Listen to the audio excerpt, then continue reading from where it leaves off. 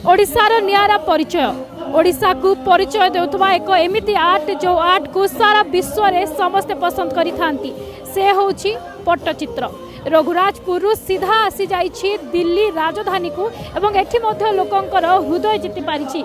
तबे आम सहित जे पट्टचित्र आर्टिस्ट अछंती राष्ट्रपति पुरस्कृत अक्षय बारिक आम सहित अछंती एवं से तांकर सुंदर पट्टचित्र निखुण भाव में एठी प्रदर्शित करूछंती। लोके मध्य आदरर सहित किणी नौछंती तांको सहित आलोचना करिबा कौन सब नहीं आसी एवं आम देखुछु एठी अनेक पट्टचित्र आपण कृति कारुकार्य सब नहीं आसुँच केउटी नहीं आसुँच कहार अधिका चाहिदा रही नहीं एठी तो बेसी आमर जेहेतु ओडिया लोक आसुँच बेसी जगन्नाथों बेसी चाहिदा आउ ता अपेक्षा भी जगन्नाथों छड़ा आउरी भी कृष्णलीला रामायण महाभारत एठी भी बहुत चाहिदा अछि।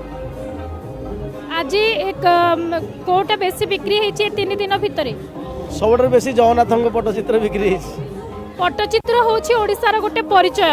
सुदूर दिल्ली राजधानी रे आसी पहुंची पट्टचित्र एवं ताकू आपण एठी प्रदर्शित करूछंती लोके मध्य ताकू आदर करूछंती। पट्टचित्रटा जेहेतु जगन्नाथ मंदिर रु आरंभ जतले जगन्नाथ को अणसर घरे जर होए स्नान पूर्णिमा गाधेला परे ए पट्टचित्र जगन्नाथ मंदिर 14 दिन पर्यंत ठाकुर पूजा हंती पट्टचित्र रूप में से ओडिया लोक आमर पट्टचित्र विषय बहुत जानती से पट्टचित्र दिल्ली रे बहुत डिमांड मैडम।